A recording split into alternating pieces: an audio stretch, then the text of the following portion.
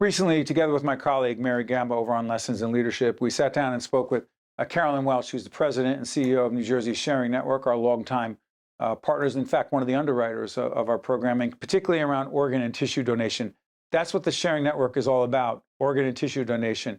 With Carolyn, we talked about developing leaders in a not-for-profit organization, raising money in these challenging times for a not-for-profit organization, and as always, the importance of organ and tissue donation.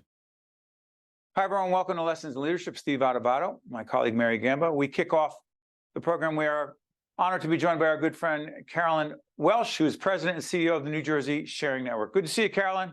Hi, Steve. Hi, Mary. So, Carolyn, the Sharing Network is the official what in New Jersey as it relates to organ and tissue donation? So, New Jersey Sharing Network is the organ procurement organization designated for the majority of New Jersey to serve the constituents waiting for a life-saving transplant. Where are we today with the number of people waiting for an organ? So in New Jersey alone, there's approximately 4,000 people waiting for a life-saving organ transplant. 4,000. Go to the website, not the website, the hashtag, because this got my attention. Donation needs diversity. Of the 4,000, a disproportionate number of them are Black or brown. Yes. So 67% of people waiting in New Jersey are people of color that need a life-saving organ transplant. Carolyn, why are those numbers disproportionate to the population? So a lot of things go into, disease process and what puts people in need of an organ transplant. So some of that is definitely genetic and reasons why that there would be a disproportion. Before Mary jumps in, I want to bring this back to leadership. So for you as a leader, and we've talked about leadership a lot, but I'm curious about this. The biggest change or improvement, if you will, on your part as a leader in the last couple of years, taking over Joe Roth's extraordinary job as the leader of the Sharing Network, succeeding Joe, for you in the last couple of years, your biggest area of growth as a leader is? I think patience is probably something that's rough for me. We don't know anything about that, do we, Steve? That's how we get along, right? So New Jersey, right? It is just fast pace of life. Everything we do is fast. So I think an important role and change for me becoming president and CEO and leadership that I've really focused and worked on is patience and listening. Love it. Mary, I'm not that good at either one of those. Go ahead, Mary, jump in. Yeah, no, that's okay. We're all in work in progress, that's for sure. And as president and CEO, Carolyn, I would love to talk a little bit about developing your people. Obviously, you're a woman leader. You're developing women and men on your team. Talk about your approach to developing people at the New Jersey Sharing Network. Sure. So I'll be celebrating my 25th anniversary in March of being here. So it's not new in that aspect, but coming into this role and leading the team and developing people, we really focused in the last 18 months, 2 years to promote within, understanding our industry and understanding our state and understanding the people we serve is very important. And I take pride in really knowing something personally about each person that works here. We have over 200 employees, so it's not even just the leaders that I think that my focus is developed on every person that does this work, chooses this work, because it is sacrifice in your life to give up your own family time, personal time to dedicate yourself to this work. But developing people, not only in their work, but in their life is very important to me. I feel that developing them as people helps them to be able to do this work with passion and dedication and a sense of urgency. Quick follow-up on that, Carolyn. So if someone says, come on, business leadership in a not-for-profit organization, be it yours or ours, the Caucus Educational Corporation, or even what we're doing now, come on, it's not personal, it's just business. You say what to that? Without curse words from New Jersey. This is why we love you. I want to have you on every single episode. We'll say BS. BS. It's BS. It's not true. Yeah.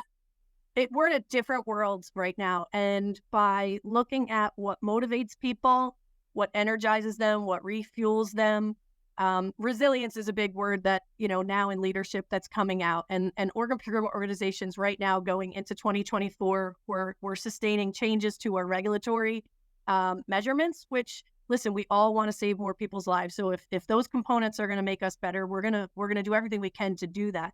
But to be resilient And you have to know your people. If you don't know them, you cannot help them when they need the help. You have to recognize when they're off their game.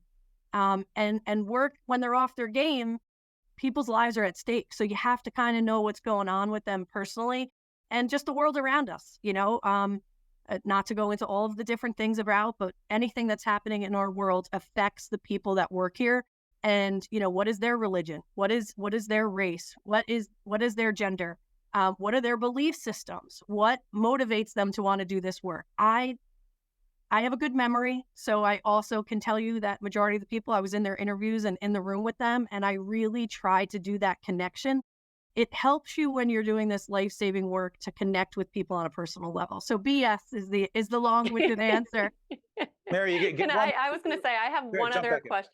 Yeah, I was going to say one other question, because I do feel that there is then that link between that connection, but also trust. And we're not just talking about trust on our team, but you're telling these families, when you go in and one of their family members, unfortunately, is dealing with end of life, you need to get the trust of those family members. If that family member hasn't already made that decision for them, talk about the importance of trust in the process. Yes, I think you hit it spot on. One of our strategic anchors is obtaining the public trust and maintaining that. And part of that is, start with who works here. If we build trust there, they need to then go out and build trust with the community. So we have community specialists, we have education professionals that are out in the field talking proactively about organ and tissue donation and building that trust in the medical community, and knowing at the time of someone's unfortunate passing that this opportunity doesn't get asked to every person. It's less than 1% of people that die in a hospital that will get asked if they would like to have their person be an organ donor. We don't have the opportunity to get it right the next time. So building trust has to be quick. It has to be genuine. And if you're not genuine with your people here, how can I expect them to be genuine in the public when they're talking to people at, the worst time that someone could be faced with a question?